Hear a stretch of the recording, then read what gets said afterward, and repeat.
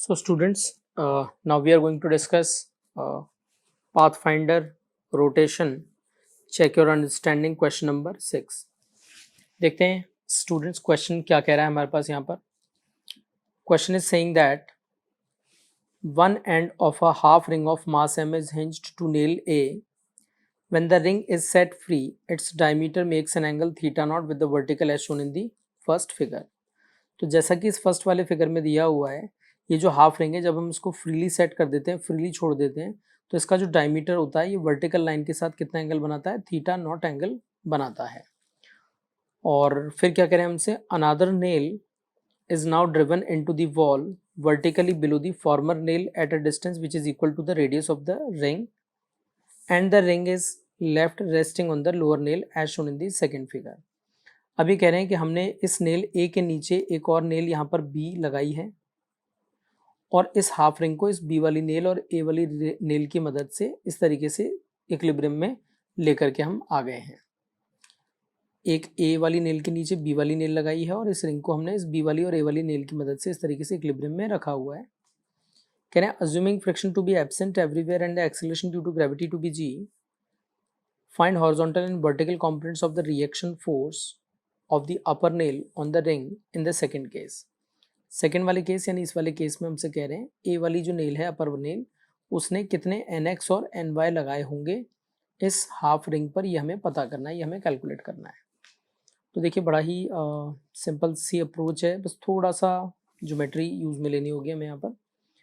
Initially figure number 1 की यदि हम बात करते हैं, इस हाफ रिंग को हमने इक्विलिब्रियम में आने के लिए फ्रीली जब सस्पेंड किया तो कह रहे हैं इसका जो डायमीटर है वो वर्टिकल लाइन के साथ थीटा नॉट एंगल बनाता है. तो यदि ये रिंग हाफ रिंग इक्विलिब्रियम में आ रही है, इसका मतलब इस हाफ रिंग का जो mg है, इस हाफ रिंग का जो mg है वो ठीक इस नेल के नीचे होना चाहिए.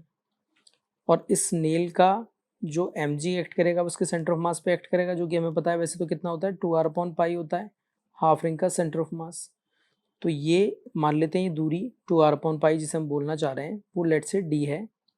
तो इक्विलिब्रियम कंडीशन में जब ये एंगल थीटा नॉट बन रहा है तो we can easily see that tan theta naught is equal to perpendicular d upon base r. तो tan theta naught is d by r and d is equal to r tan theta naught. अब second वाले question में, second वाले part of the question या कि कह दीजिए second वाले फिगर में हमसे कह रहे हैं कि इस हाफ रिंग को हमने इस नेल बी पर सस्पेंड किया हुआ है, बी पर रखा हुआ है और ए वाली नेल ऊपर लगी हुई है. इस तरीके से नेल चल रही है अपने पास में और इस नेल के साथ में ये वाली हाफ रिंग अवेलेबल है अपने पास. ठीक है, ये वाली बी वाली नेल के ऊपर ये हाफ रिंग को हमने रखा हुआ है. तो यहाँ पर हमें क्या करना होगा, ये वाली हाफ रिंग जो है वो एक्स में नहीं चल रही है, ये वाली हाफ रिंग जो है वाई में भी नहीं चल रही है, और ये हाफ वाली रिंग जो है ये रोटेट भी नहीं कर रही, तो इस पर टॉर्क भी जीरो होना चाहिए. एक्स में ना मूव करने के लिए एक्स वाले फोर्स जीरो, वाई में ना मूव करने के लिए वाई वाले फोर्स जीरो, और घूमने ना देने के लिए इस पर टोटल टॉर्क जीरो होना चाहिए. किसी भी पॉइंट के अबाउट हम टॉर्क देख सकते हैं. तो सबसे पहले मैं कह रहा हूँ कि यहाँ पर ये वाला डिस्टेंस मुझे r दिया हुआ है, क्वेश्चन में ही बोला है कि ए और बी नेल के बीच की दूरी r है. सेंटर को और सरकमफ्रेंस वाला कॉर्नर वाला जो पॉइंट ए है उसको मिलाने वाली लाइन भी r दूरी पर हो जाएगी, ये डिस्टेंस r हो जाएगी इस लाइन की भी. और ये b और इस centre of the half ring o को मिलाने वाली लाइन की लेंथ भी ये वाली r हो जाएगी. तो तीनों डिस्टेंस r होने के कारण हम देख सकते हैं ये एक इक्विलेटरल ट्रायंगल बन जाएगा 60 डिग्री, 60 डिग्री एंड 60 डिग्री वाला. हमको पता है कि ये रेडियस को और सेंटर ऑफ मास और सेंटर ऑफ द रिंग को जोड़ने वाली लाइन 90 डिग्री पर होगी. तो यहाँ पर भी रेडियस को और centre of mass of the ring जो कि C डैश है, जहाँ पर कि mg लगेगा, ये वाला एंगल भी टोटल कितना होने वाला है, 90 होने वाला है. ये टोटल एंगल 90 होने वाला है ना, ये एंगल 90 होगा. इसमें से हमको पता है ऊपर वाला पार्ट ऑफ द एंगल जो है ये तो 60 है इक्विलेटरल ट्रायंगल के हिसाब से.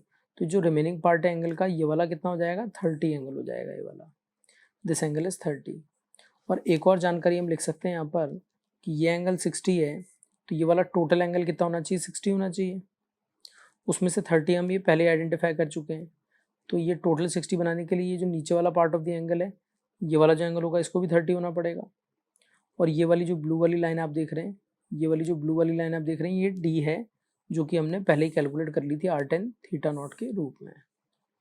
अब मेरा टारगेट ये है कि भाई मैं इसको पहले तो वाई में बैलेंस करता हूँ फोर्सेस को। तो नॉर्मल का एक कॉम्पोनेंट ऊपर की तरफ आने वाला है which will be n cos 60 यानी कि n/2। ऊपर एक ny लग रहा है और नीचे एक mg लग रहा है, तो दोनों ऊपर वाले फोर्सेस ने नीचे वाले फोर्स को बैलेंस कर दिया है। इसी तरीके से यदि हम लेफ्ट और राइट में देखें तो n cos 30 वाला फोर्स आ जाएगा इधर, जो कि n√3/2 होगा, और इधर पीछे की तरफ आना चाहिए nx, जिससे कि ये x में भी इसका मूवमेंट रुक जाए। तो n√3/2 should be equal to nx, n√3/2 should be equal to nx। अब यदि हम बात करें टॉर्क की, और टॉर्क हम कैलकुलेट करने वाले हैं किसी पॉइंट के अबाउट अपन कैलकुलेट कर सकते हैं क्योंकि ऑब्जेक्ट रोटेशनल इक्विलिब्रियम में है, बट मैं बी पॉइंट के अबाउट यदि टॉर्क को कैलकुलेट करता हूँ तो इस नॉर्मल फोर्स जो कि बी पॉइंट से गुजर रहा है उसका टॉर्क तो जीरो हो जाएगा। एक टॉर्क आएगा इस एम का, इस नॉर्मल का टॉर्क जीरो हो गया है, इस एन वाई का टॉर्क भी जीरो हो गया क्योंकि एन वाई की लाइन ऑफ एक्शन तो यहीं बी पॉइंट से गुजर गई, नॉर्मल की लाइन ऑफ एक्शन भी बी पॉइंट से गुजर गई, तो बी के अबाउट इसका और इसका कोई टॉर्क नहीं आएगा। एक एम का टॉर्क आएगा इस तरीके से क्लॉकवाइज, एक एन का टॉर्क आएगा इस तरीके से एंटी क्लॉकवाइज, जो कि एक दूसरे को पूरी तरह कैंसिल कर देंगे, जिससे कि ऑब्जेक्ट रोटेशनल इक्विलिब्रियम में आ जाएगी। तो एन का टॉर्क लिखना तो बहुत ही आसान है, फोर्स लिखेंगे एन और ये दूरी हमको पता ही है आर है, तो एन एक्स इंटू आर हो जाएगा एन का टॉर्क। एम का टॉर्क लिखने में थोड़ी सी ज्योमेट्री मुझे इस्तेमाल करनी पड़ेगी क्योंकि एम की मुझे बी पॉइंट से ये वाली दूरी चाहिए होगी। ये वाली दूरी निकालने के लिए मुझे क्या करना पड़ेगा, आप देखिए इस पूरी डिस्टेंस में से यदि मैं x को घटा दूँ, इस पूरी डिस्टेंस में से ये वाला x घटा दूँ, तो ये वाली रिक्वायर्ड दूरी आ जाएगी मेरे पास, जिससे कि मेरे को टॉर्क मिल जाएगा। तो पहले तो ये वाली दूरी पता करें, देखिए आप, ये है रेडियस r और ये टोटल एंगल आप देख सकते हैं 60 डिग्री है, टोटल एंगल आप देख सकते हैं 60 डिग्री है, तो ये हो जाएगा r sin 60 यानी r√3/2, पूरी चीज़ हो गई है। इसमें से x को सब्ट्रैक्ट कर देते हैं और x को भी यदि हम चाहें तो हम लिख सकते हैं क्या, d sin 30। देख लीजिए r√3/2 minus d sin 30, r√3/2 minus d sin 30, और d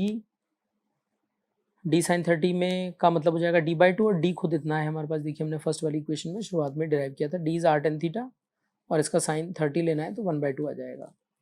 तो d is r tan theta and इसका sin 30 लेना है तो 1/2 आ गया।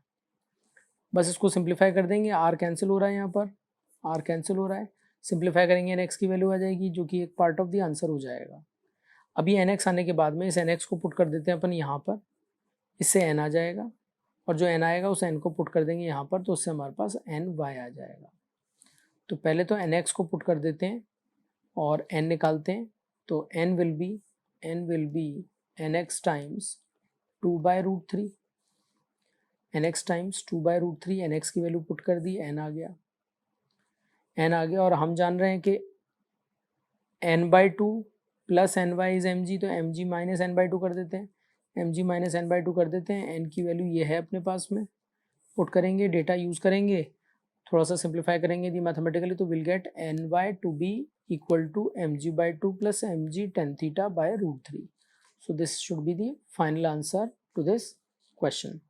आई होप आपको जो मैंने सोल्यूशन किया है कंफर्टेबल लगा होगा, बहुत ज़्यादा मुश्किल नहीं था, but at the same time I would like to request you, if you are liking our videos, if you are liking our content, then do subscribe our channel, like our videos, and if you find any other alternative and simplified approaches to the solution of these questions, then do tell us those approaches in comment section.